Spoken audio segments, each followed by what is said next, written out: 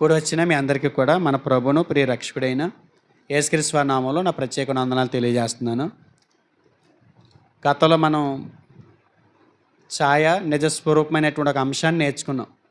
కొలసీలకు రాసిన పత్రిక 2వ అధ్యాయము 16వ వచనంలో ఒక విషయాన్ని మన ప్రస్తావన చేస్తూ 2వ అధ్యాయం 16వ వచనంలో, కాబట్టి అన్నపానముల విషయంలోనైనను పండుగ, అమావాస్య, విశ్రాంతి దినం అనే వాటి విషయంలోనైనను మీకు తీర్పు తీర్చేవానికి అవకాశం ఇయ్యకుడి.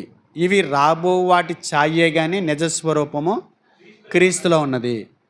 రాబో వాటి ఛాయే కానీ నిజస్వరూపము క్రీస్తులో ఉన్నది. రాబోవాడు అంటే ఈ విషయం అంటే పాత నిబంధనకు సంబంధించి కొన్ని విషయాలు ప్రస్తావన చేస్తూ పౌలు గారు అవన్నీ కూడా రాబోవాడిని ఛాయ, రాబోవాడు ఎవరు అంటే అప్పటికి యేసుక్రీస్తు వారు రాబోతున్నారు కాబట్టి ఆయనకి ఛాయ రూపకంగా ఇవి రాయబడిన ఆ సంగతులు క్రీస్తు వచ్చిన తర్వాత నిజస్వరూపం అనేది క్రీస్తులో బహిర్గతమైంది అనేది పౌలు మాట్లాడుతున్నాడు.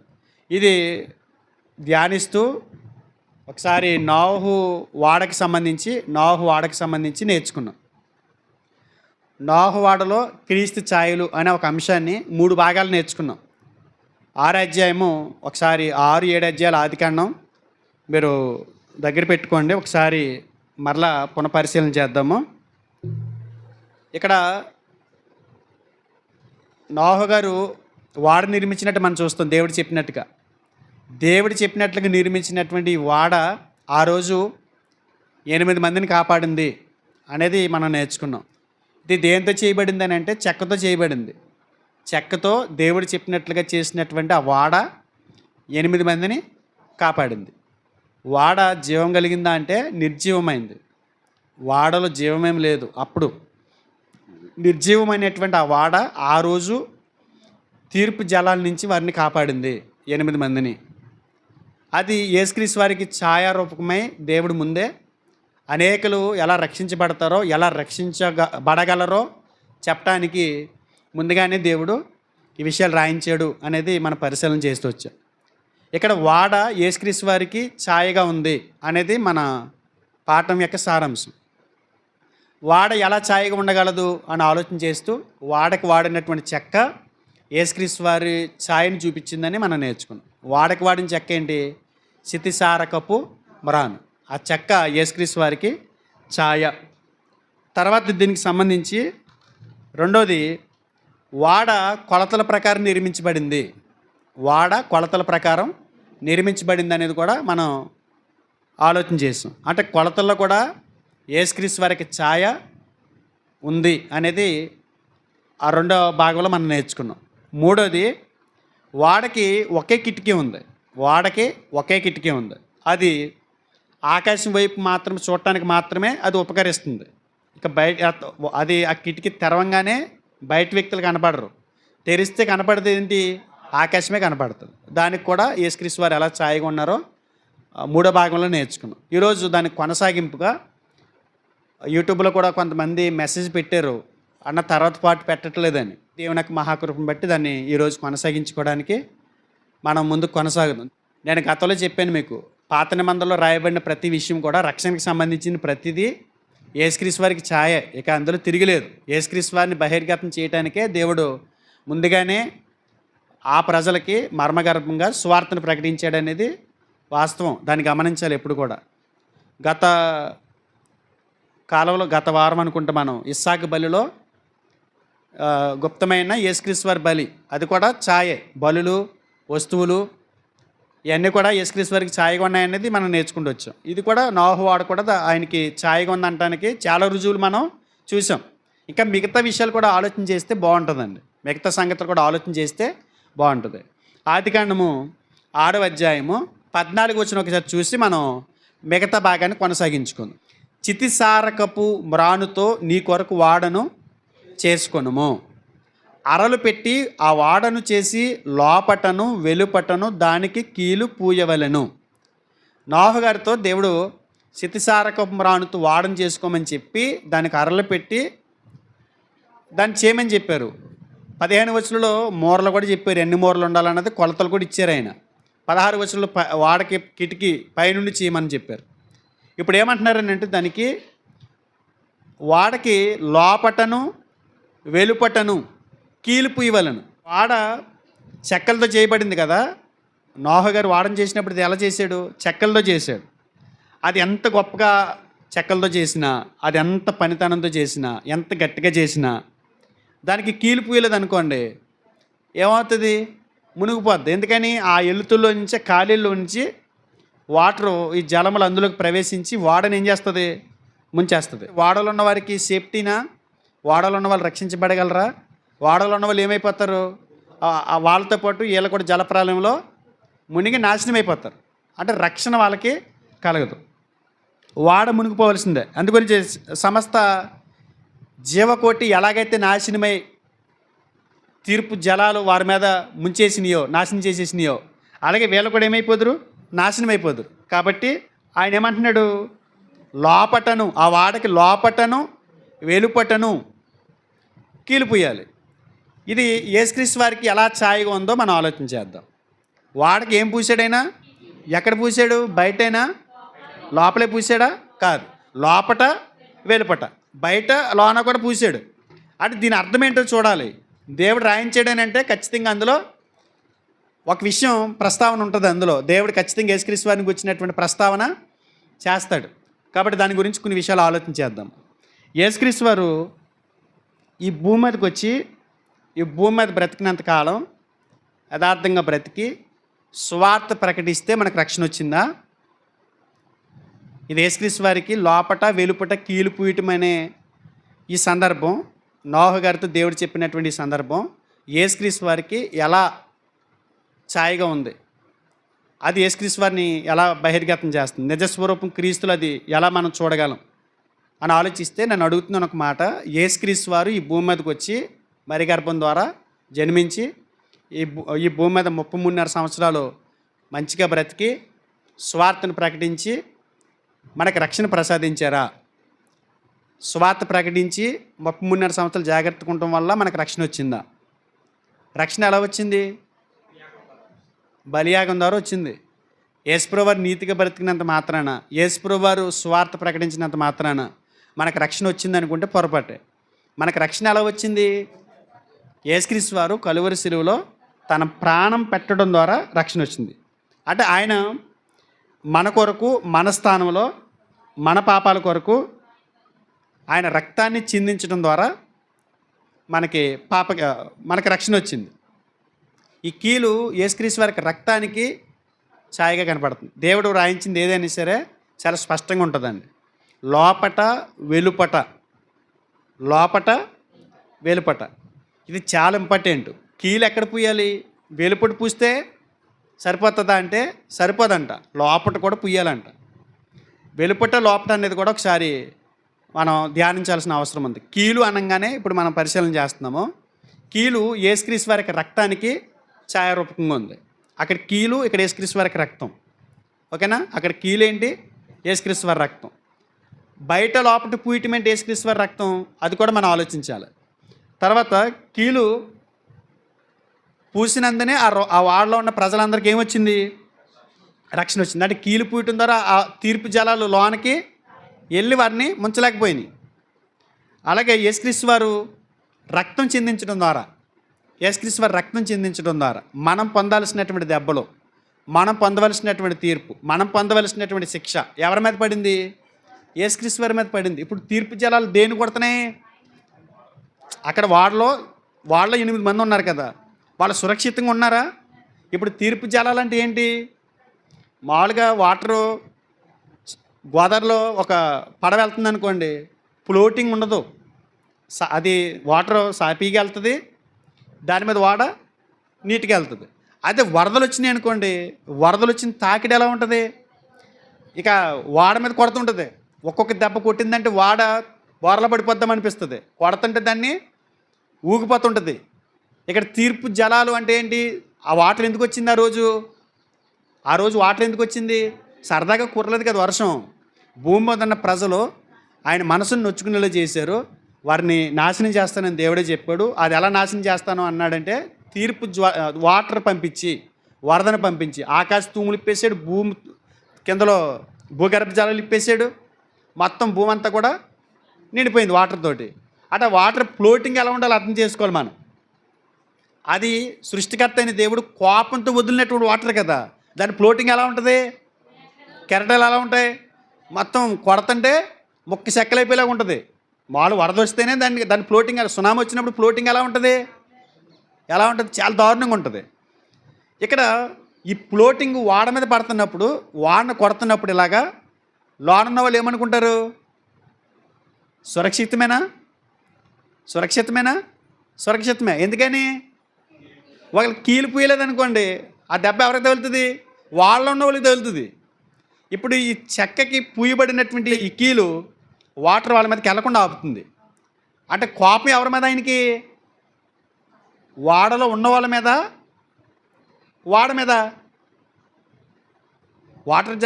వాటర్ దేని కొడుతుంది? వాడిన కదా కొట్టేది. ఆ తీర్పు జలాలు ఎవరి మీద పడుతున్నాయి? కొట్టేది వాడిన కొడుతుంది, లోన నవ్వులకు తగలాలి. కానీ లోన నవ్వులు సురక్షితంగా ఉన్నారు, దెబ్బ ఎవరికి తగులుతుంది? వాడికి తగులుతుంది. అర్థమవుతుందా? అంటే ఇది ఏం చెబుతుంది?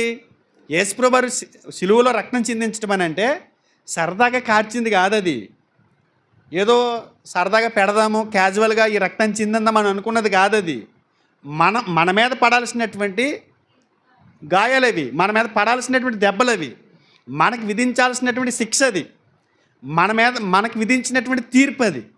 కానీ ఎవరు అడ్డు వచ్చేసారు? ఇప్పుడు క్రీస్తు వారు అడ్డు వచ్చారు. అంటే దేవుని యొక్క ఉగ్రత అనేది ఎవరి మీద పడుతుంది? మన మీద పడాలి. మన మీద పడుతున్నప్పుడు ఆయన ఏం చేస్తున్నాడు? అందుకే మీకు సిలువ గుర్తు ఎందుకు అనుకుంటున్నారు? సిలువ అనేది మనం అంటే ఆ రకంగా ఇచ్చింది కాదు. అది దేవుని ఉగ్రత పైనుంచి వస్తుంటే, మానవాళికి వస్తుంటే మధ్యలో ఈయన అడ్డుపడుతున్నాడు. అందుగురించి సిలువ గుర్తులా కనపడుతూ ఉంటుంది అంటారు. అది ఏం కాదు. కానీ వాస్తవానికి పైనుంచి దేవుని తీర్పు ప్రజల మీద పడాలి. కానీ ఆ తీర్పు యేసుక్రీస్తు వారు భరించారు. మనుషులు పొందాల్సినటువంటి దెబ్బలు ఆయన తిన్నారు.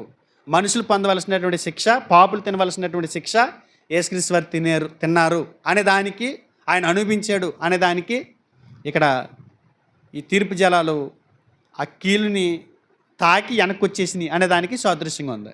ఒకసారి ఆ మాట చూద్దాం. చూడండి, కొరింథీయులకు రాసిన 2వ పత్రిక 5వ అధ్యాయము 18 నుంచి చూద్దామా. సమస్తమును దేవుని వలనైనవి, ఆయన మనలను క్రీస్తు ద్వారా తనతో సమాధానపరుచుకొని ఆ సమాధానపరుచు పరిచర్యను మాకు అనుగ్రహించాను. అదేదనగా దేవుడు వారి అపరాధములను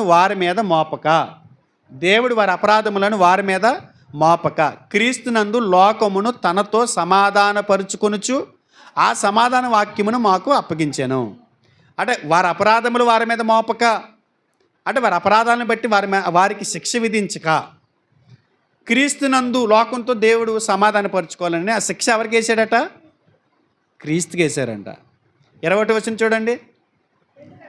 ఎందుకనగా మనం ఆయన యందు దేవుని నీతి అగునట్లు పాపమెరుగని ఆయనను మన కోసము పాపముగా చేశాను. పాపమెరుగని ఆయనను మన కోసము పాపముగా చేశాను. ఏమండి, తీర్పు ఎవరి మీద పడాలి? ఎవరిని కొట్టాలి? శిక్ష ఎవరికి? మనకి. అంటే పాపులం కాబట్టి పాపిని కొట్టాలి, పాపిని శిక్షించాలి. ఇప్పుడు ఎవరిని పాపంగా చేసాడు? ఇక్కడ మనల్ని తప్పించడానికి తండ్రి అయిన దేవుడు క్రీస్తు వారికి శిక్ష విధించాడు. పాపంగా చేసానంటే ఆయన పాపి కాదు, ఆయన పాపం చేయనివాడైన. పాపం అనేది ఆయన డిక్షనరీలో లేదు. పాపులలో చేరక ప్రత్యేకంగా బ్రతికిన వాడైన.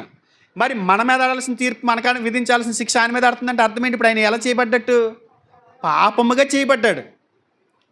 మన పాపాలన్నీ కూడా ఆయన మీద మోపబడ్డాయి. మన పాపాలన్నీ కూడా ఆయన భరిస్తున్నాడు.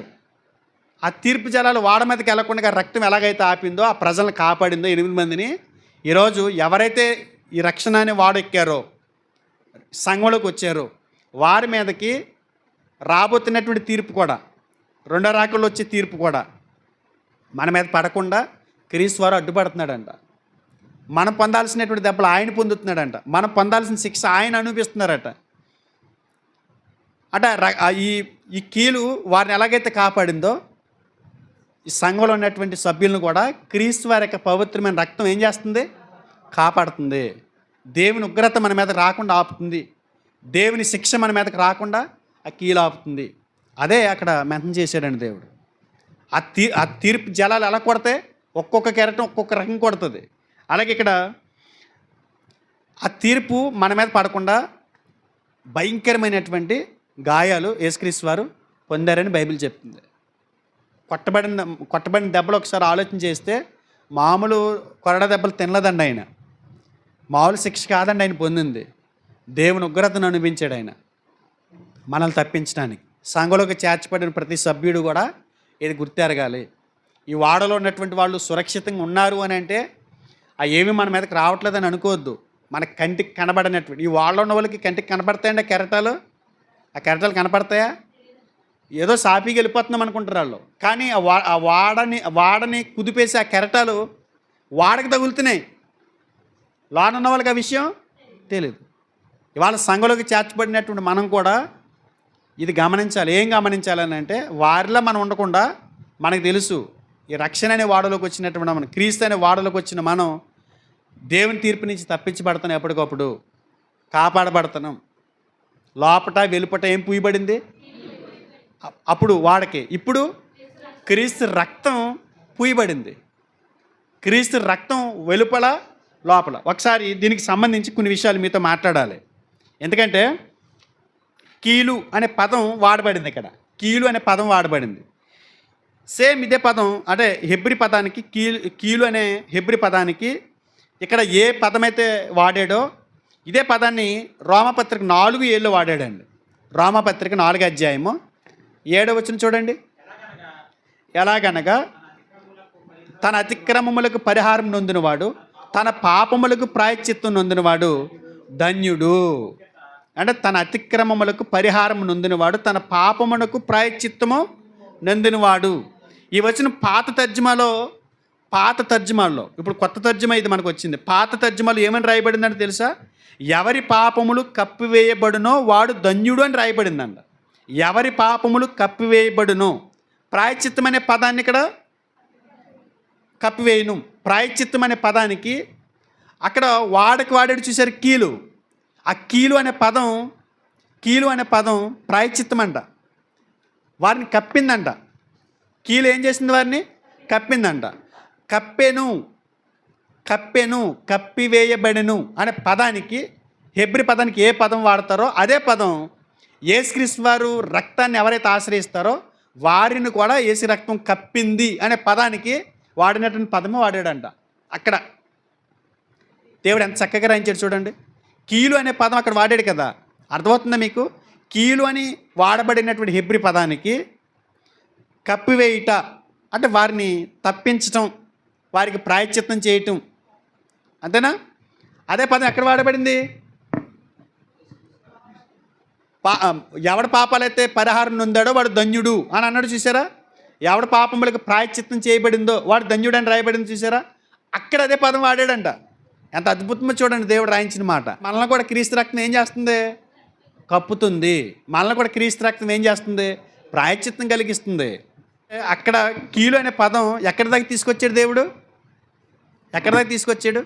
ఎవరైతే సంఘంలోకి చేర్చబడ్డారో వారిని కప్పుతుంది, వారిని ప్రాయశ్చిత్తం కలిగిస్తుంది. అంటే వాడలో సురక్షితంగా ఉండగలుగుతున్నామంటే కారణం ఏంటంటే లోపట వెలుపట క్రీస్తు రక్తం పూయబడింది.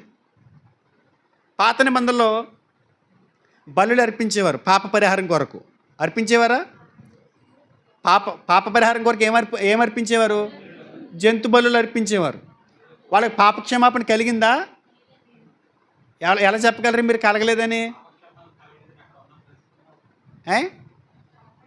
వాళ్ళ జంతువులు అట్టుకొచ్చి ఇచ్చేవారండి అర్పణ.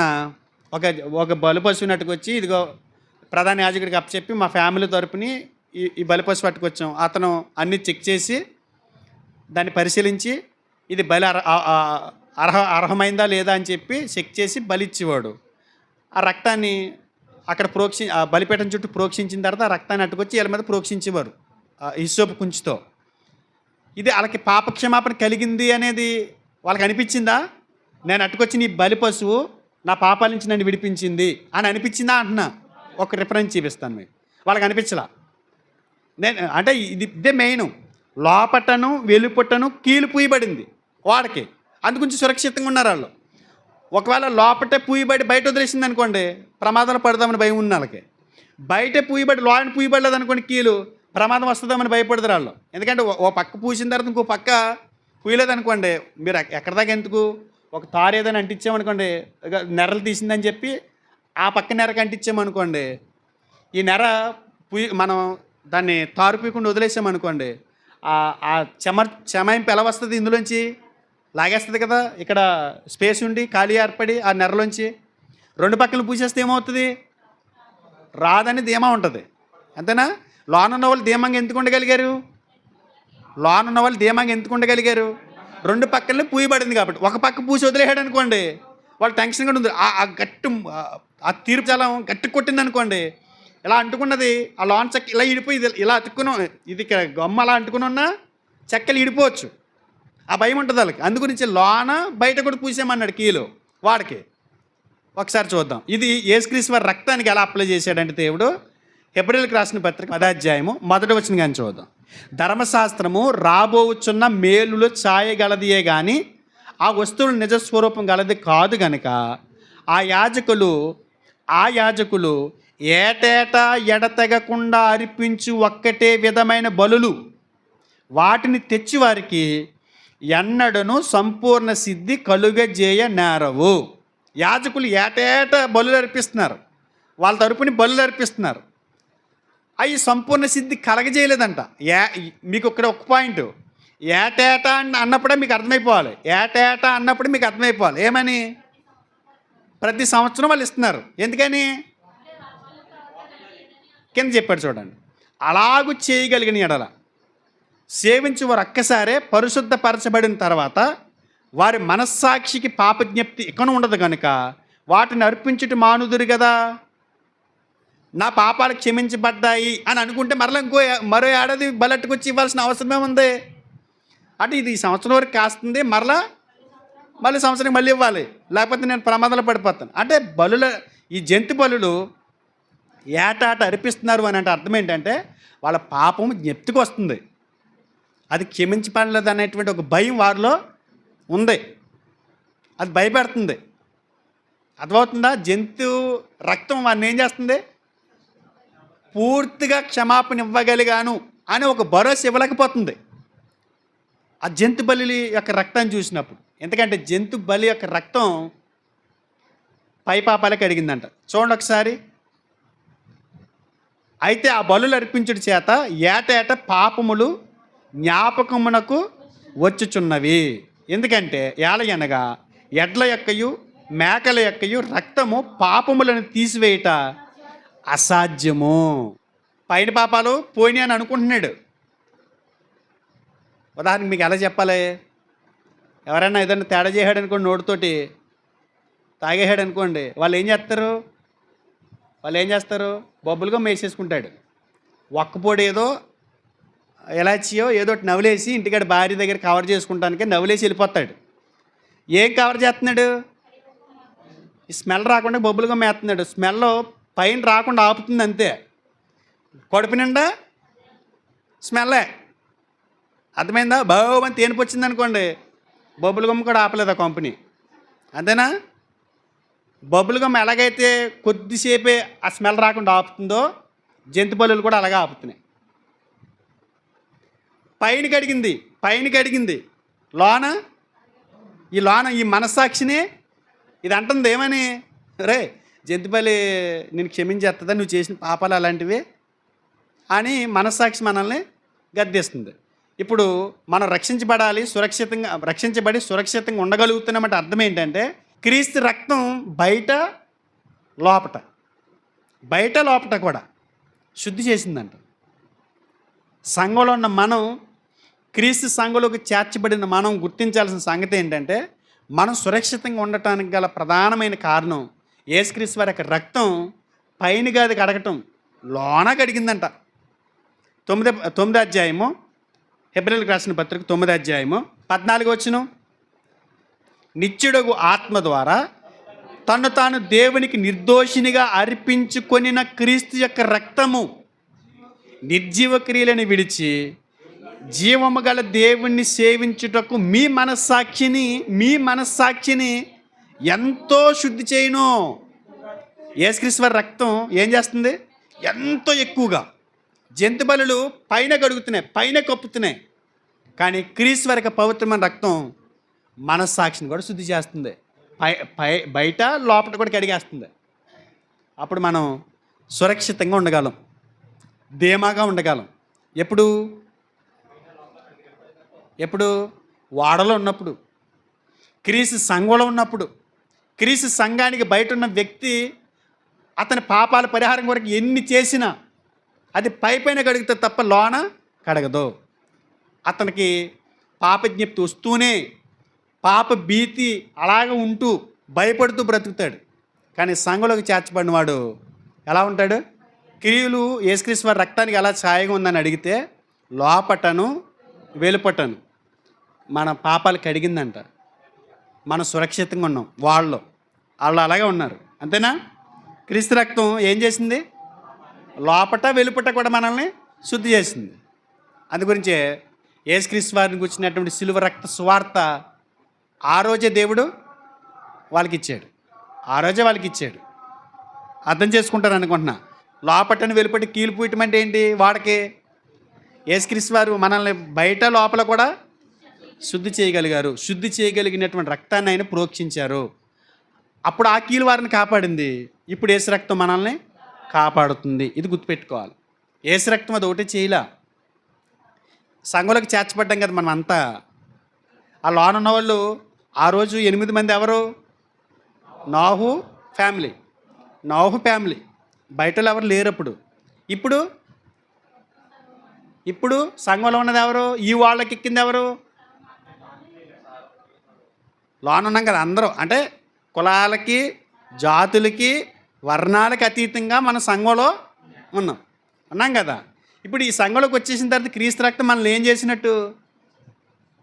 అక్కడి నుంచి భయపడి పారిపోయి దేవుని శిక్షని తప్పించుకోవాలని చెప్పి పాపం వలన వచ్చేటువంటి ఆ శిక్ష అనుభవించకుండా క్రీస్తు వారే మనల్ని తప్పిస్తాడని తెలుసుకుని సంఘంలోకి చేర్చబడ్డాం కదా మనం.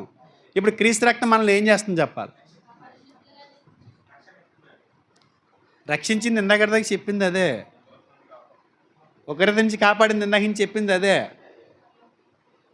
నేను ఏం చెప్తున్నానంటే కులాలకి, జాతులకి, వర్ణాలకి అతీతంగా క్రీస్తు రక్తం మనల్ని ఒకటి చేసింది. క్రీస్తు రక్తం ఈ వాడకి పూయబడకపోతే, ఈ సంఘం క్రీస్తు రక్తం చేత ప్రత్యేకపరచబడకపోతే సంఘంలోకి వచ్చినటువంటి సభ్యులు నీది ఆ కులం, నాది ఈ కులం అంటే కొట్టుకుందరు. ఇప్పుడు ఆ రక్తం మనల్ని అందరినీ ఏం చేసింది? ఐక్యపరిచింది. ఒకసారి చూద్దాం. ఎఫెసీయులకు రాసిన పత్రిక 2వ అధ్యాయము. ఎఫెసీయులకు రాసిన పత్రిక. వాళ్ళలో ఉన్న వాళ్ళు ఎవరు? ఇప్పుడు క్రైస్తవులు అంతే. 2వ అధ్యాయం 11 నుంచి చూడండి. కాబట్టి మునుపు శరీర విషయంలో అనుజనులై ఉండి శరీరమందు చేతితో చేయబడిన సున్నతి గలవారనబడిన వారి చేత సున్నతి లేని వారనబడిన మీరు. ఎఫెసీలో ఉన్నటువంటి వాళ్ళతో మాట్లాడుతూ సున్నతి గలవారనబడినటువంటి వాళ్ళు ఎవరంటే యూదులు. వాళ్ళు మిమ్మల్ని ఏమంటున్నారు అంటే అన్యజనులని పిలుస్తున్నారు. మేము సున్నతి గలవారు, మీరు సున్నతి లేరని వాళ్ళు వేరుపడి చేస్తున్నారు మిమ్మల్ని. 12వ వచనం. ఆ కాలమందు ఇశ్రాయేలుతో సహపౌరులు కాక పరదేశులు, వాగ్దాన నిబంధన లేని పరజనులు, నిరీక్షణ లేని వారును, లోకమందు దేవుడు లేని వారినై ఉండి క్రీస్తుకు దూరస్తులై ఉంటారని మీరు జ్ఞాపం చేసుకోండి.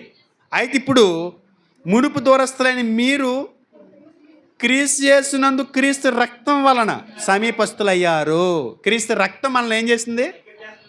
దగ్గర చేస్తుంది. ఇప్పుడు ఇందులోకి వచ్చేసిన తర్వాత క్యాస్ట్ ఫీలింగ్ చూసుకుంటారు, బయటికి గెంటేస్తారంతే వాళ్ళలోంచి. అర్థమైందా? క్యాస్ట్ ఫీలింగ్ పేరు ఎత్తావా నేను వాళ్ళలోంచి బయటికి గెంటేస్తాం అని చెప్తున్నాడు దేవుడు. క్రీస్తు రక్తం ఏం చేసింది? ఏకం చేసింది. అంటే దూరస్తులైన వారిని దగ్గర చేసింది. ఇదివరకు దూరంగా ఉండేవాళ్ళం. కులాల పేరట, జాతుల పేరట, ప్రాంతాల పేరట, వర్గాల పేరట దూరంగా బతుకుతుంది. ఇప్పటికీ జాతి భేదాలు పోలేదు కొన్ని దేశాల్లో, కొన్ని ప్రాంతాల్లో. మనకైతే మరీ ఎక్కువ పనిగట్టుకున్న అదే ఉంటుంది మనకి. మన దేశం అయితే పనిగట్టుకున్నది దానికోసమే బతుకుతారు. కులం కోసం బతికే వాళ్ళు ఎక్కువ. కానీ సంఘంలోకి వచ్చిన తర్వాత భావాలు లేవు. చూడండి, 100కి కనీసం 70 మంది అయినా సరే కులాలు చూసుకోకుండా, వర్ణాలు చూసుకోకుండా, జాతులు తీసుకోకుండా సంఘంలో బ్రతుకుతున్నారు. అంటే క్రీస్తు రక్తం ఏం చేసిందో తెలుసా? మనల్ని దూరంగా ఉన్న మనల్ని సమీపస్తులు చేసింది. రక్షించడమే కాదు, ఆ కీలు మనల్ని ఏం చేసింది? ఒక్కటి చేసింది. ఇదివరకు వెళ్ళేవాళ్ళమంటే ఎక్కడికైనా వెళ్ళేవాళ్ళం. మనం పిలిస్తే ఎవరైనా పెద్ద పెద్దోళ్ళు వచ్చేవారా? మన పెద్దోళ్ళు మనం పిలిస్తే వచ్చేవారు కాదు. మనకంటే చిన్నోళ్ళు మనం పిలిస్తే మనం వెళ్ళేవాళ్ళం కాదు. కానీ ఇప్పుడు ఏమవుతుంది? ఇప్పుడు మన పర భేదాలు లేవు, అందరం ఒక్కరమే. క్రీస్తు రక్తంలో మనం కడగబడ్డాం. ఒకే జనాంగం, ఒకే ప్రజ, ఆయన పిల్లలం. ఇది దేవుడు మనకిచ్చినటువంటి ఏర్పాటు క్రీస్తు రక్తం ద్వారా. రక్తం అదే మీరు గుర్తుపెట్టుకోవాలి. వాళ్ళు సురక్షితంగా ఎప్పుడు ఉండగలిగారు? వాళ్ళు బయట లోన కీలిపోయబడింది అంటే రక్తం, వాళ్ళు సురక్షితంగా ఉన్నారు. ఇప్పుడు బయట లోపట క్రీస్తు రక్తం పూయబడింది కాబట్టి మన లోన సురక్షితంగా ఉండగలుగుతున్నాం. అంటే అర్థం ఏంటి తెలుసా? క్రీస్తు రక్తం మనల్ని ఐక్యపరిచింది. సాలెం గారు అన్నట్టు మన అందరం ఐక్యంగా ఉన్నాం, లేకపోతే గొడవలు పెట్టుకుంటాం లేదు. ఇప్పుడు అలాంటి గొడవలు సంఘంలో ఉన్న వాళ్ళకి ఉండకూడదు కూడా. అర్థమవుతుందండి? అంటే క్రీస్తు రక్తం ఒకటిగా చేసింది. క్రీస్తు రక్తం ఒక సంఘాన్ని వెలుగులోనికి తీసుకొచ్చింది. ఇప్పుడు అందులోనే మన సభ్యులుగా కొనసాగుతున్నాం. అర్థమైతే దేవునికి స్తోత్రం. లోపట వెలుపట కీలిపూయమని చెప్పినటువంటి ఆ సందర్భం ఎలా యేసుక్రీస్తు వారికి ఛాయగా ఉంది అని అడిగినప్పుడు, సంఘంలోకి చేర్చబడినటువంటి ప్రతి వ్యక్తి యొక్క తీర్పు, శిక్ష యేసుక్రీస్తు వారు భరించారు. ఆ కీలు పూయబడి ఆ రోజు తీర్పు జాలాల నుంచి వారిని ఎలా కాపాడిందో, ఈరోజు క్రీస్తు సంఘంలో సభ్యులైనటువంటి మనల్ని కూడా యేసుక్రీస్తు వారు అలా కాపాడుకుంటూ వస్తున్నారు, అలా కాపాడుతున్నారు. ఆ రక్తమే మనల్ని విడిపిస్తుంది, కాపాడుతుంది, భద్రపరుస్తుంది, క్షేమాన్ని ఇస్తుంది. ఇప్పుడు ఎందులో ఉన్నాం? మనం క్రీస్తు రక్తం ద్వారా సంఘంలో చేర్చబడ్డాం. క్రీస్తు రక్తం ఏం చేసిందో తెలుసా? సంఘాన్ని, ఒక సంఘమైన ఒక సంస్థని వెలుగులోకి తెచ్చింది. ఇప్పుడు మనం అందరం ఎవరి ద్వారా కడగబడ్డాం? అపొస్తలుల కార్యములు 20 చూడండి. దేవుడు తన స్వరక్తం ఇచ్చి సంపాదించిన తన సంఘము రక్తం చిందించడం ద్వారా ఏమొచ్చింది బయటికి? ఒక కొత్త సంస్థ. ఆ సంస్థ ఏంటి? సంఘం. క్రీస్తు రక్తం మనల్ని దేవుని ఉగ్రత నుంచి కాపాడింది. క్రీస్తు రక్తం మనల్ని జాతి భేదాలు లేకుండా ఏకం చేసింది. క్రీస్తు రక్తం సంఘాన్ని వెలుగులోకి తీసుకొచ్చింది. ఇప్పుడు మన చుట్టూ ఏం పూయబడి ఉంది? క్రీస్తు రక్తం. దేవుడు ఒకవేళ ఉగ్రత వచ్చిందనుకుంటూ ఉండరు అక్కడ మనం ఎందులో ఉన్నట్టు? సంఘంలో ఉన్నాం, వాళ్ళలో ఉన్నాం, సేఫ్టీగా ఉన్నాం. అబ్బాయి కాదని గొడవ పెట్టుకుని బయటకు పోయామనుకో నాకు సంబంధం లేదు, మనకి సంబంధం లేదు. బయటికి పోయారనుకుంటే సంఘాన్ని వదిలి మనకి సంబంధం లేదు. సంఘంలో ఉన్నంత వరకు సురక్షితంగా ఉంటారు, క్షేమంగా ఉంటారు. ఎందుకంటే క్రీస్తు రక్తం వారిని కాపాడుతుంది. వేరే సంఘంలోకి వెళ్తూ ఉండదండి. అంటే వేరే సంఘం గురించి తర్వాత మాట్లాడతామో, ఎదర్ పాయింట్లోకి వెళ్ళిన తర్వాత మాట్లాడదాం. అర్థమవుతుందా? వేరే సంఘంలో కాపాడండి, వేరే సంఘంలో రక్షణ రాదండి అంటే నేనైతే నాకు వాక్యం ఉన్న పరిజ్ఞానాన్ని బట్టి వేరే సంఘంలో రక్షించబడరండి. ఇదే బైబిల్ చెప్పింది. మీరు చూడండి, ఇంతకుముందు మన యూట్యూబ్లో మాట్లాడాను, నిజమైన సంఘం ఏదనే ఒక అంశం ఉంటుంది. 2-3 పాటలన్నీ మాట్లాడాను. అందులో చూడండి ఒకసారి. అన్ని సంఘాలు భద్రతనిస్తాయనుకోవటం కరెక్ట్ కాదు. తర్వాత ఆదికాండం 6:16 ఒకసారి చూడండి. ఆ వాడకు కిటికీ చేసి పైనుండి 3 క్రిందకి దాన్ని ముగించవాలని, వాడ తలుపు దాని ప్రక్కన ఉంచవాలని. క్రింది అంతస్తు, 2వ అంతస్తు, 3వ అంతస్తు గలదిగా దాన్ని చేయవలను. వాడికి ఎన్ని అంతస్తులు ఉన్నాయండి? 3 అంతస్తులు. చూడండి, ఇలా చూడండి. వాడికి ఎన్ని అంతస్తులు ఉన్నాయి? మన చర్చికి ఎన్ని అంతస్తులు? 3. దిగాలి, ఎక్కకండి. ఇప్పుడు 3 అంతస్తులు ఉన్నాయి, 3 లేయర్స్. వాడికి 3 లేయర్స్ ఉన్నాయి. తలుపులు ఎన్ని ఉన్నాయి? 3 ఉన్నాయా? ఒకటే ఉందా? ఒకటే ఉంటుందండి. చెప్పాడు కదండి, కిటికీ ఒకటి ఉంది, ద్వారం ఒకటే ఉందని చెప్పాడు కదా దేవుడు. మొత్తం 3 ఒకటే, కానీ 3 అంతస్తులు ఉన్నాయి. మరి ఒక ద్వారం గుండా 3 అంతస్తులకు ఎలా ప్రవేశిస్తాం? డూప్లెక్స్ బిల్డింగ్లు చూసారు ఎప్పుడైనా? లోనే మెట్లుంటాయి, ఒకే ద్వారం ఉంటుంది, వచ్చి డూప్లెక్స్ అంటారు దాన్ని. ఇలా మెట్లు ఎక్కుకుంటూ లోనికి ఒక అంతస్తు ఎక్కుతాం, మళ్ళీ ఇంకో రౌండ్ అయిన తర్వాత ఇంకొక మెట్లు ఎక్కుతాం. దానికి కిటికీలు తలుపులు ఏముండవు అనుకోండి. ఒకసారి చూడండి, నోహ గారు వాడ అలాగే కట్టారు. ద్వారం 1, అంతస్తులు 3. ఏం చూపిస్తుంది అసలు? ఏం చెప్పాలనుకుంటున్నాడు దేవుడు? దీని ద్వారా ఏం బోధించాలనుకుంటున్నాడు? ఏం బహిర్గతం చేయాలనుకుంటున్నాడు? ఇక్కడ ఏం కనపడుతుందంటే వాడ 3 అంతస్తులుగా ఉంది కానీ ద్వారం ఒకటి ఉంది, 3 ద్వారాలు లేవు. ఏం చెప్పాలనుకుంటున్నాడంటే ఇందులో దైవత్రయాన్ని చూపించాలనుకుంటున్నాడు ఆయన. దైవత్రయం. త్రయం అంటే ఒక సైన్యం, ఒక గుంపు. దైవత్రయం అంటే దేవుళ్ళ యొక్క గుంపు చూపిద్దాం అనుకుంటున్నాడు. 3 అంతస్తులు, ఒకటే ద్వారం. ఒక ద్వారం గుండా వెళ్ళి నోహు గారి కాలంలో ఏం చేసేవారు? కాసేపు మొదటి అంతస్తులు ఉండేవారు, శాద తీరటానికి మళ్ళీ 2 అంతస్తులకి వెళ్ళేవారు, కొద్దిగా హాయిగా ఉండటానికి ఫ్రీ అవడానికి 3 అంతస్తుకి వెళ్ళేవారు. వాళ్ళు పైకి కిందకి 3 అంతస్తులు తిరుగుతుండేవారు. ద్వారం ఒకటే, వచ్చిన తర్వాత 3 అంతస్తుల్లోనికి వాళ్ళు తిరుగుతుండేవారు అటు ఇటును. అర్థమవట్లేదా? ఆ రోజు. ఇప్పుడు క్రీస్తు అనే ద్వారం గుండా లోనకి ప్రవేశించిన మనం, సంఘంలోకి ప్రవేశించినటువంటి మనం ఏం నేర్చుకోవాలి? ఏం నేర్పిస్తున్నాడు దేవుడు అని ఇంత కూడా మచ్చు దింపాడు. ఇంత కూడా తేడా లేకుండా దేవుడు దైవత్రయాన్ని ఇక్కడ దేవుడు చూపిస్తున్నాడు. అంటే ఇందులో మనకి ఏం కనపడుతుందంటే తండ్రి, కుమారుడు, పరిశుద్ధాత్మ అనేటువంటి వారి యొక్క ఉనికి దేవుడు మనకు చూపిస్తున్నాడు. సంఘంలోకి వచ్చినటువంటి మనం క్రీస్తు పవిత్రమైన రక్తం ద్వారా తన స్వరక్తం ఇచ్చి సంపాదించుకుని స్థాపించినటువంటి ఈ సంఘంలోనికి ప్రవేశించినటువంటి మనం ఎక్కడ ఉండిపోకూడదంట. ఎక్కడ ఉండిపోకూడదు? ఈ సంఘం అని కాదు, ఇక్కడ సంఘంలో ఉండిపోకుండా బయటకు పోండి నేను అంటలా.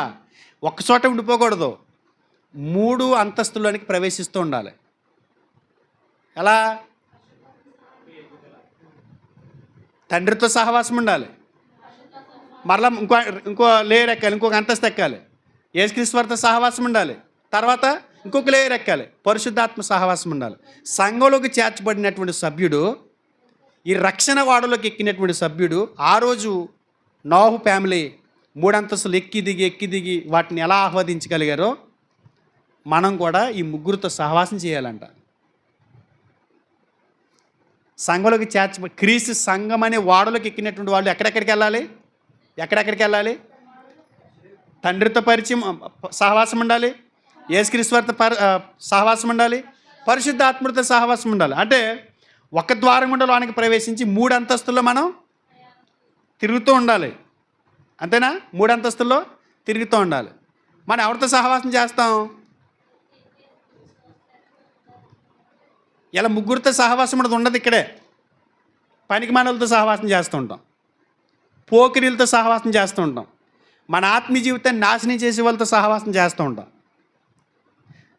ఒక ద్వారం గుండా సంఘంలోకి ప్రవేశించినటువంటి మనం లోకంలో నుంచి బయటకు వచ్చేసి సంఘంలోకి వచ్చేసాం. సంఘంలోకి వచ్చేసిన తర్వాత మనం చేయాల్సినటువంటి సహవాసం తండ్రితో చేయాలి.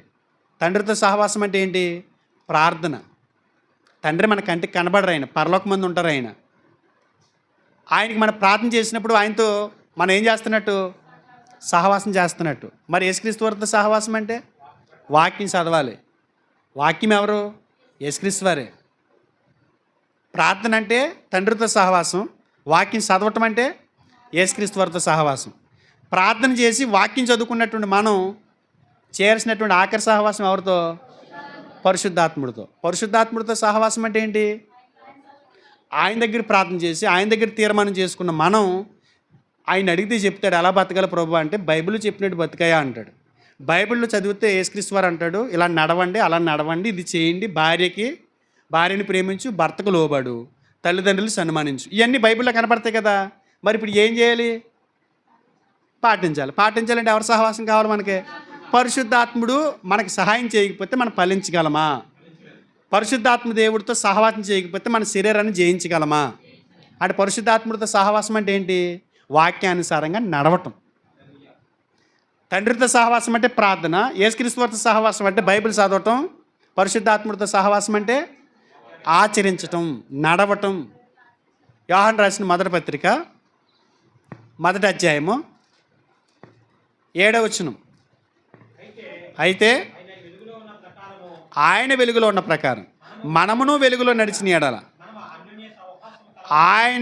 ఆయనతో మనము అన్యోన్య సహవాసం గల వారమై ఉందము. ఆయన వెలుగులో ఉన్న ప్రకారం మనం కూడా వెలుగులో నడిస్తే మనం ఆయనతో పాటు అన్యోన్య సహవాసం గల వారమై ఉందము. కొరింథీయులకు రాసిన మొదటి పత్రిక అది తండ్రి సహవాసం గురించి మాట్లాడుతుంది. ఇక్కడ రెండు కలిపి ఉన్నది చూద్దాం. కొరింథీయులకు రాసిన మొదటి పత్రిక మొదటి అధ్యాయము 9వ వచనం. మన ప్రభువైన యేసుక్రీస్తును తన కుమారుని సహవాసమునకు పిలిచిన దేవుడు నమ్మదగినవాడు. ఎవరి సహవాసం ఇది? యేసుక్రీస్తు వారి సహవాసం. కొరింథీయులకు రాసిన రెండో పత్రిక 13వ అధ్యాయము 14వ వచనం చూడండి. ప్రభువైన యేసుక్రీస్తు కృపయు దేవుని ప్రేమయు పరిశుద్ధాత్మ సహవాసము మీకు అందరికి తోడే ఉన్నాడు. ఎంతమంది సహవాసం కనబడుతుంది ఇక్కడ? ముగ్గురిది. ముందు ఆయన వెలుగులో ఉన్న ప్రకారం మనమును వెలుగులో నడిచిన ఎడల ఆయనతో పాటు అన్యోన్య సహవాసం గలవారమై ఉందము. అది తండ్రి సహవాసం. ఇందాక కొరింథీ మొదటి పత్రిక 1:9 ఏం చెప్తున్నాడు? ఆయన కుమారుడైన యేసుక్రీస్తు సహవాసమునకు పిలిచిన దేవుడు అన్నాడు. అంటే యేసుక్రీస్తు వారితో సహవాసం. ఇక్కడేమంటున్నాడు? పరిశుద్ధాత్మని యొక్క సహవాసం. పరిశుద్ధాత్మని యొక్క సహవాసం. ఒక్క దేవుడిని కలిగి ఉన్న మనం ఒక్క దేవుడే ముగ్గురిలో ఉనికి కలిగి ఆయన నిత్యత్వం కలిగి ఉన్నాడు. ముగ్గురు కనపడుతున్నారు మనకి. తండ్రి అయిన దేవుడు, కుమారుడైన దేవుడు, పరిశుద్ధాత్మ దేవుడు. ఈ ముగ్గురిని అనిపించకపోతే మన సంఘంలో ఉన్న పరిపూర్ణులు కాదు. అర్థమవుతుందా? ఎక్కడ చెప్పాడు ఈ విషయం? ఆది కాండంలో మొదటి జనాంగాన్ని నిర్మించినప్పుడు, వాళ్ళ క్రమం తప్పినప్పుడు వారి కొరకే ఒక వాడను తయారు చేసుకోమని అప్పుడే ఈ సువార్తను వారికి ప్రకటించాడు. అంటే ముగ్గురు మనుషుల యొక్క రక్షణ కొరకే పనిచేస్తున్నారని. సంఘం ఊరకనే ఏర్పడలా. మనం ఊరకనే ఇక్కడ సంఘంలోకి వచ్చి కూర్చున్న వాళ్ళం కాదు. ఎవరు మనం బయట ఉండి లోనికి వచ్చాం కదా. మన కొరకు వాళ్ళు ఏం చేయాలి? ఏం చేశారు? మన కొరకు ఎవడైనా న్యాయం చేసి పెడుతున్నాడా? ఇప్పుడు బయట ఎవడైనా న్యాయం చేసి పెడుతున్నాడు మనకి? ఎంతవరకు చేయగలరు? వాళ్ళకి పరిధులు ఉన్నాయి. కానీ సృష్టికర్త అయిన దేవుడు ఏం చేస్తున్నాడు? ముగ్గురు పని చేస్తున్నారు. మనం సృష్టించినప్పుడు ముగ్గురు పని చేశారు. మన బాప్తిస్ని తీసుకుంటున్నప్పుడు ముగ్గురు పని చేశారు. పని చేయలేదా? తండ్రి యొక్కయు, కుమారుని యొక్కయు, పరిశుద్ధాత్మ యొక్క నామంలోనికి బాప్తిస్మ పొందాం. మనం దీవించబడుతున్నప్పుడు ముగ్గురు పని చేస్తున్నారు. తండ్రి అయిన దేవుని ప్రభువైన యేసుక్రీస్తు కృప, దేవుని ప్రేమ, పరిశుద్ధాత్మ సహవాసం మీ అందరికీ తోడైంది. ముగ్గురు ఎప్పుడైనా ఇడిపోయినట్టు కనపడుతున్నారా? 3 అంతస్తులు అదే చూపిస్తుంది. ద్వారం ఒకటే 3 అంతస్తుల్లో ప్రయాణం చేస్తున్నారు వాళ్ళు. 3 అంతస్తుల్లో తిరుగుతున్నారు అటు ఇటు. ముగ్గురిని అనుభవిస్తున్నారు వాళ్ళు. మనం ఒక్కరినే అనిపిస్తాం. యేసుక్రీస్తు వారు ఒక్కడే తెలుసు మనకి. క్రీస్తు సంఘములకేమో యేసుక్రీస్తు వారు ఒక్కడే తెలుసు. పెంతెకొస్తోళ్ళకేమో పరిశుద్ధాత్ముడు ఒక్కడే తెలుసు. యెహోవా సాక్షులకేమో యెహోవా ఒక్కడే తెలుసు. ఇదేం గొడవ అర్థమవుతుంది. ఎవరికైనా పార్టీల కింద ఇడిపోయారు. ముగ్గురిని పనిచేసుకుని ఎడగొట్టేయారు. నీకు పరిశుద్ధాత్మ వరం ఉందా అంటున్నాడు. అక్కడికి వెళ్తుంటే ఇక్కడికి వస్తుంటే క్రీస్తు సంఘం గురించి నీకు తెలుసా అంటే అక్కడికి వెళ్తుంటే యెహోవా పేరిటే పిలాలంట. ఏంటి అర్థం కాదు. ఇక్కడ ఒక ద్వారం అన్నా 3 అంతస్తులు కలిపి ఉన్న ఎడగొట్టలేదు దేవుడు. 3 అంతస్తులుగా చేయాలంటే అర్థం ఏంటంటే సంఘంలోకి చేర్చబడినటువంటి మనం ఈ 3 సహవాసాలని కలిగి ఉండాలి. అదే దేవుడు చెప్తున్నాడు అక్కడ. ఇంకొకటి ఏంటంటే సంఘంలోకి వచ్చేసాం కదా, మనం ముగ్గురు సహవాసాన్ని అనుభవిస్తున్నాం. ఇప్పుడు మరి ఎవరి సహవాసం ఉండాలి? పరిశుద్ధాత్మ సహవాసం ఉందండి. వ్యక్తిగతంగా ఇప్పుడు నేను పర్సనల్గా తండ్రితో సహవాసం చేయాలి, యేసుక్రీస్తు వారితో సహవాసం చేయాలి, పరిశుద్ధాత్మతో సహవాసం చేయాలి. ఈ ముగ్గురితో చేస్తే సరిపోద్దా? సంఘంతో చేయరా? ప్రారంభంలో 3,000 మంది రక్షణ పొందినప్పుడు వాళ్ళు ఏం చేశారు? అపోస్తుల బోధ యందు, సహవాసం యందు, రొట్టె విరుచుటందు, ప్రార్థన చేయటందు ఎడతెగక ఉన్నారు. సహవాసంలో కూడా ఎడతెగక ఉన్నారు. ఎంతమంది వచ్చారు? ఏది సహవాసం? ఏదిలకి ఏమనంటే కోపాలు వచ్చేస్తున్నాయి. తిట్టించుకుంటా వెళ్తున్నాం అంటున్నారు, పొగిడించుకుంటా వెళ్తున్నారు. అక్కడికి వెళ్ళండి మీరు పొగుడుతాడు, ఆఖరిని తిట్టాల్సినోడు తిట్టి నవతల పోమంటాడు. సహవాసం ఏది? పరిశుద్ధుల సహవాసం ఏది? ఆదివారమే కదా కూడుకునేది. ఈ సహవాసం కూడా లేదు మనకి. దేవుడు మన నుంచి కోరుకునేది ఏంటంటే ప్రారంభంలోనే ఆ వాడలో నేర్పుతున్నటువంటి సత్యం, అందులో చూపిస్తున్నటువంటి ఛాయ ఏకైక ఒక దేవుని కలిగి ఉండి తండ్రి, కుమార, పరిశుద్ధాత్ములైనటువంటి సంపూర్ణమైనటువంటి సమానులైన ముగ్గురు దేవుళ్ళని మీరు అనుభవిస్తూ దేవుణ్ణి మహింపరచండి అని చెప్తుంది. ఏకదేవుని ఆరాధించండి అని చెప్తుంది ఈ సత్యం. అర్థమవుతుంది అనుకుంటున్నా. రెండు చూసాం. ఒకటి లోపట వెలుపట వాడకి కీలిపోయబడింది. రెండవది 3 అంతస్తులు గలదిగా ఉంటాం. 3 అంతస్తులు అంటే ముగ్గురిని మనం సేవించటం, ముగ్గురిని ఆరాధించటం, ముగ్గురిని కలిగి ఉండటం, ముగ్గురు సహవాసం మన ముందుకి కొనసాగటం. తర్వాత ఆదికాండం 7వ అధ్యాయము 17 వచనం చూడండి. 7, 17, 18. ఆ జల ప్రవాహము 40 దినములు భూమి మీద నుండగా జలములు విస్తరించి వాడను తేల చేసినందున అది భూమి మీద నుండి పైకి లేచెను. ఆ జల ప్రవాహము 40 దినములు భూమి మీద ఉండగా జలములు విస్తరించినందున వాడేమైంది? జలములు ఏం చేసినాయి? వాడిని తేల చేసినందున అది భూమి మీద నుండి పైకి లేచెను. వాడెక్కడికి లేచింది? పైకి లేచాను. వాళ్ళు ఉన్నది ఎవరు? సభ్యులు ఉన్నారు. ఎక్కడి నుంచి పైకి లేచారు? భూమి మీద నుండి పైకి లేచాను. వాడ లేచింది, వాడ పైకి లేచింది. ఏం చూపిస్తుంది? రాకెట్ కాదండి, ఎత్తబట్టం కూడా కాదండి.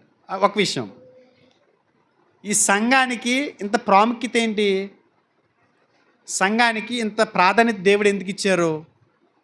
సంఘాన్ని దేవుడు ఎందుకు అంతగా ప్రేమిస్తున్నారు? సంఘం అంటే ఎవరు?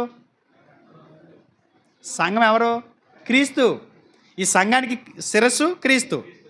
ఆయన శరీరంలో అవయవాలు ఎలా ఉంటాయో సభ్యులు అలాగా. సంఘం అనగానే ఎవరు రావాలి? క్రీస్తు వారు రావాలి, క్రీస్తు వారు రావాలి.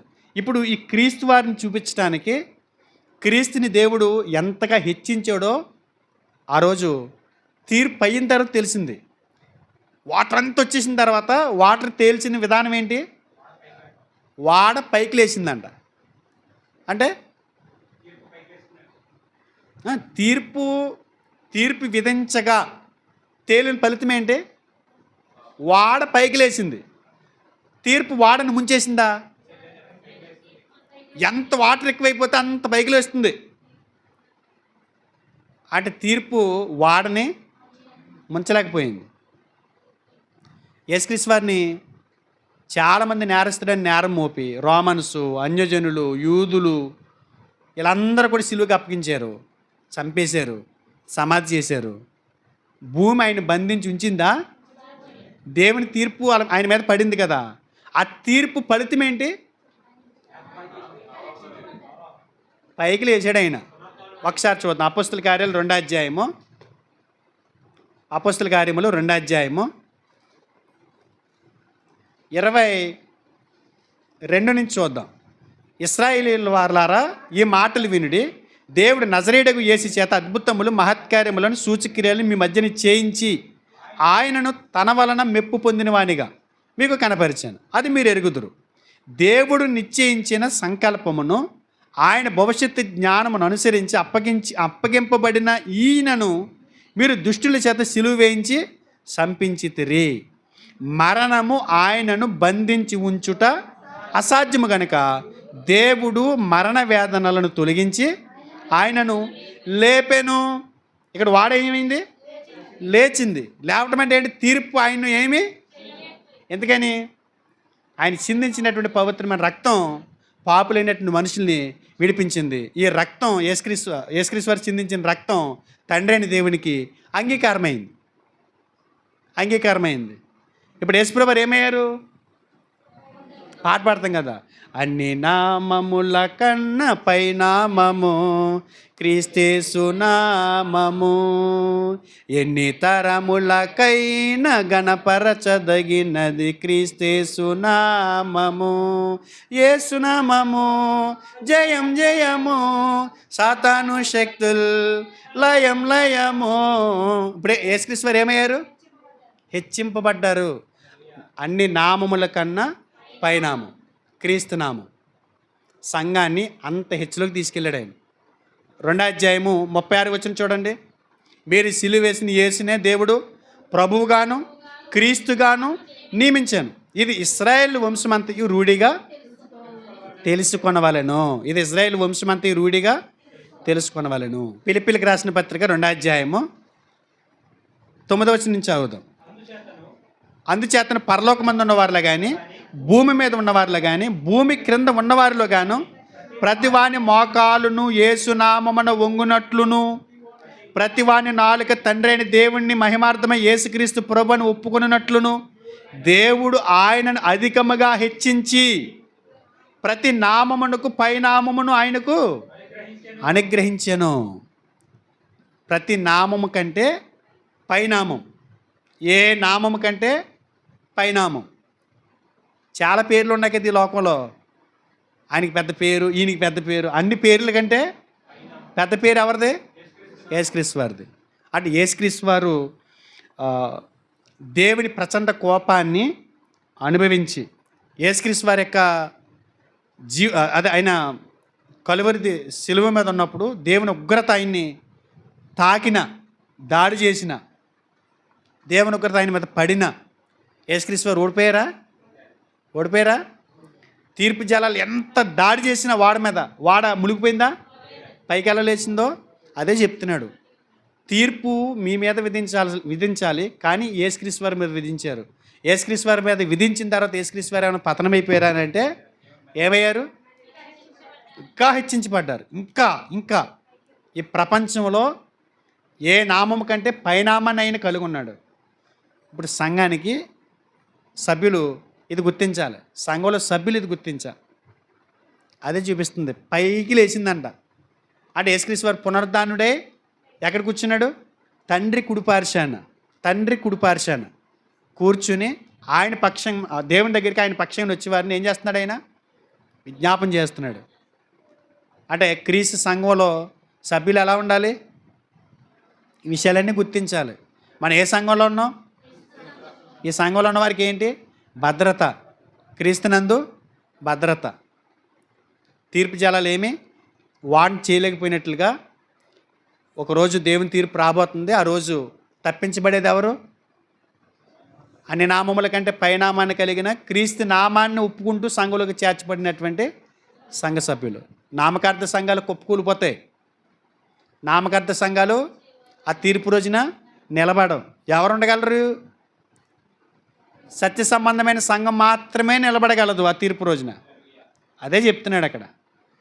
క్రీస్తు కింద, క్రీస్తే మెయిన్ పునాది. అన్ని నామాల కంటే పైనామాన్ని హెచ్చించడం అంటే ఏంటి?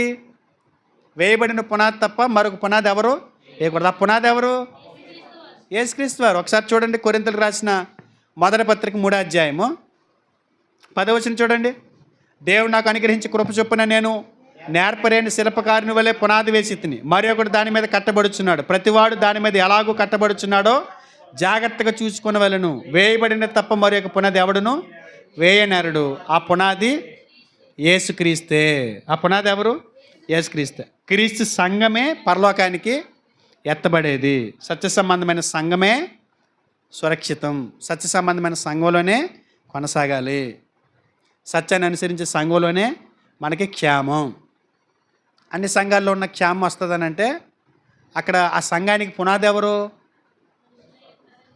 వ్యవస్థాపకులు. ఎవరైతే స్థాపించాడో ఆ సంఘానికి ఆయన పేరు ఉంటుంది కదా. ఆ సంఘానికి ఆయన పేరే ఉంటుంది. రాని పెట్టింది ఎవరు? సంఘం కొరకు ఎవరు పెడితే ఆ పేరు ఉంటుంది, అంతేనా? మరి వేరే వాళ్ళ పేరు ఉందంటే ఆ సంఘానికి పునాది ఎవరు? ఇప్పుడు ఇంతకీ ఆ వ్యక్తులు, ఆ ఫౌండర్స్. మరి అలాంటి సంఘాలు ఉంటే మన పరిస్థితి ఏంటన్నా?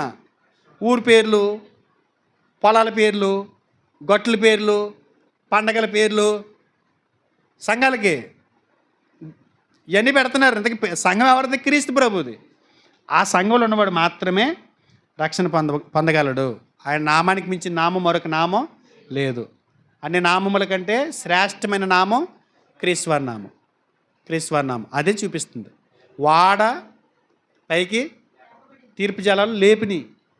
తీర్పు ద్వారా వచ్చినటువంటి ఫలితం ఏంటంటే యేసుక్రీస్తు వారు గొప్పవాడు, ఆయన ప్రభువు, ఆయన క్రీస్తు. ఆయన సంఘంలోని మీరు ఉండాలి. ఆయనే పునాది. ఆయన పేరు పెట్టబడిన సంఘంలోనే మీరు సభ్యులుగా ఉండాలి.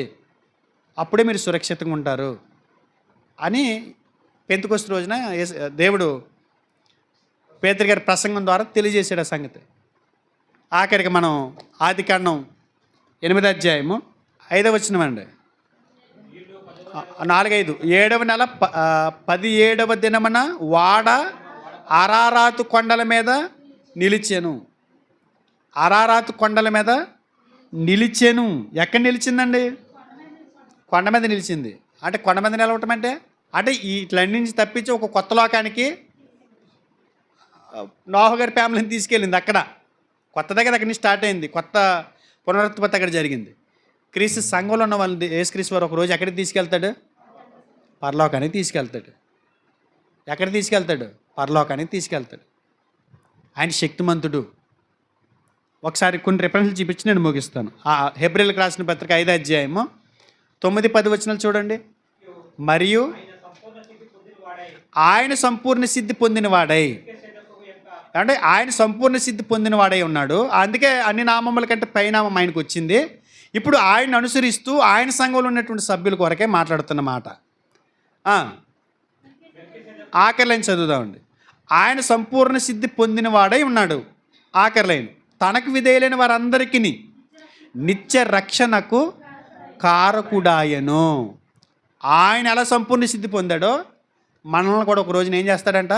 నిత్య రక్షణకు ఆయన కారకుడు అవుతాడండి. ఆయన సంఘంలో ఆయన అడుగు జాడలు నడిస్తే మనకేం మిగులుతుంది? ఆఖరిని నిత్య రక్షణ. ఎక్కడ తీసుకెళ్తాడు? అరారాత్ పర్వతాల మీద ఆ వాడ నిలబడినట్టు మనం ఒకరోజు ఎక్కడ నిలుస్తాం? పరలోకంలో. ఎవరితో ఉన్నప్పుడు? ఎవరిలో ఉన్నప్పుడు? క్రీస్తుతో, క్రీస్తు సంఘంలో ఉన్నప్పుడు ఎక్కడ నిలుస్తాం? ఆ సంఘం నుంచి నువ్వు బయటకు ఉరికేసావు, వాళ్ళ నుంచి బయటకు వదిలేసిన వాళ్ళు అక్కడ అరారాత్ పర్వతాల మీద నిలుస్తారండి, పోతారుగా తీర్పు జలాల్లో. అవునా? ఇప్పుడు ఎవరు రక్షిస్తున్నారు ఇక్కడ? యేసుక్రీస్తు వారు. చూడండి, ఇంకొక మాట చూడండి. పేతురు రాసిన రెండో పత్రిక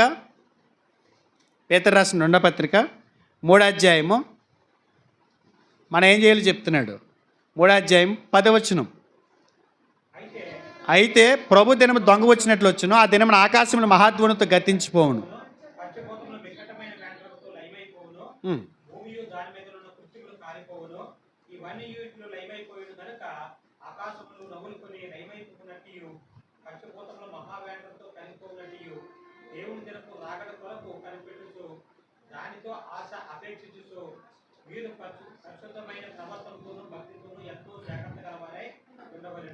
అయితే ప్రభు దినం దొంగ వచ్చినట్లు వస్తుంది అంటండి. ఆ దినాన్ని ఆకాశములు ఏమవుతాయి?